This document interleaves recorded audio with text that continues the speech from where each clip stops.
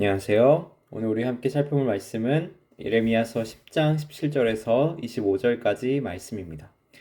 오늘 말씀에서는 예레미야의 탄식과 그의 중보 기도가 이어지고 있습니다. 그런데 사실 예레미야가 계속해서 이스라엘 백성들에게 하나님이 주신 경고와 멸망에 대한 예언을 했지만 이스라엘 사람들은 대부분 예레미야 말을 믿지 않았습니다. 왜 그랬을까요? 제일 큰 이유는 그들이 더 이상 하나님의 말씀에 반응하지 않았기 때문이겠죠. 하지만 그들에게는 다른 이유도 있었습니다. 그들은 그 시점, 현 시점에서 자신들의 우방국이라고 생각했던 애굽이 달려와서 전쟁이 나더라도 자신들을 도와줄 거다 믿은 사람도 있었습니다.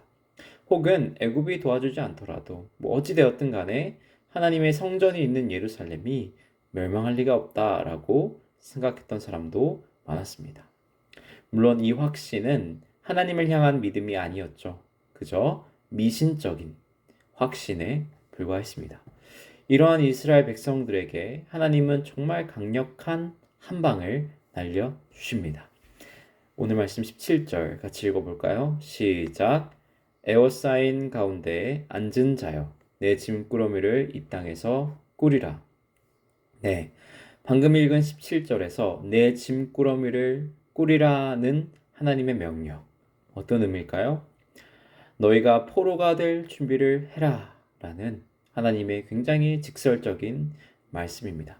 그들이 견고할 것이라고 믿었던 예루살렘은 북방의 침략군에 의해 포위되고 파괴돼서 그들은 반드시 포로가 될 것이다 라는 것이죠. 여기서 꾸러미를 가리키는 히브리어 단어는 옆에도 보이겠지만 케나아라는 단어입니다. 이 단어의 의미는 먼 길을 가기 위해 준비하는 최소한의 물건, 그것을 담은 보따리를 말하고 있습니다. 이스라엘 백성들은 이제 운명을 받아들이고 급하게 가장 최소한의 물건만을 들고 포로로 잡혀가게 될 것입니다. 하지만 하나님은 이 사건의 목적이 단순히 고난이 아님을 또 친절히 설명해주고 계신데요. 18절에 그 내용이 나오죠. 18절 한번 같이 읽겠습니다. 시작. 여호와께서 이와 같이 말씀하시되 보라 내가 이 땅에 사는 자를 이번에는 내던질 것이라 그들을 괴롭게 하여 깨닫게 하리라 하셨느니라. 아멘. 네, 예레미야는 여전히 반신반의하는 이스라엘 백성들에게 이 말씀이 누구에게서 왔다? 여호와 하나님에게서 왔다는 것을 거듭 강조합니다. 그러므로 그들이 좀 깨달으라는 거죠. 이 말씀은 개인적인 말씀이 아닌 하나님이 주시는 예언이고 말씀이다. 예레미야는 그들이 죄로 인해 반드시 전쟁에서 패배하고 아픔을 겪을 것이다 예고하고 있습니다. 그러나 그들을 괴롭게 하는 것의 목적이 깨닫게 하기 위한 것임을 우리는 눈여겨서 그리고 주목해서 봐야 합니다. 이 내용은 그들이 끝까지 돌이키지 않으면 어떻게 된다는 겁니까? 고통이 더욱 오래 지속될 것이다 라는 것을 암시합니다. 동시에 또 어떤 의미를 갖고 있습니까? 그들이 돌이켜서 자신의 죄를 하나님 앞에서 회개한다면 이 고통은 속히 끝날 수도 있는 것이죠. 이제 예레미야는 이 아픔 가득한 내용들을 마치 본인의 고통인 것처럼 애통하며 슬픔 가득한 목소리로 외치고 있는 겁니다.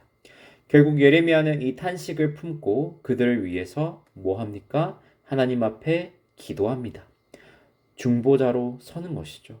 중보자로 서서 이스라엘에게 하나님의 징계가 비록 임하더라도 너그러운 심판이 있기를 간절히 구합니다.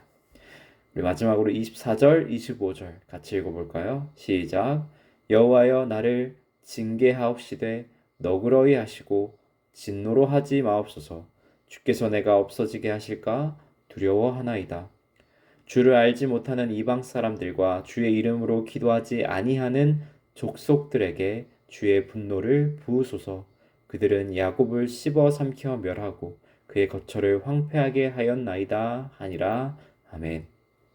네, 예레미야는 하나님께 징계를 하되 너그러운 징계를 요청합니다. 그리고 예레미야는 하나님의 분노가 이스라엘보다는 어디로 향하기를 기도합니까? 이방을 향하여 가기를 간곡히 구합니다. 그 근거는 그래도 이스라엘은 하나님을 아는 백성이 아닙니까? 라는 것이죠. 동시에 하나님께 기도하는 자가 있지 않습니까? 라고도 얘기합니다. 적어도 예레미야라는 선지자가 남아있는 것이죠.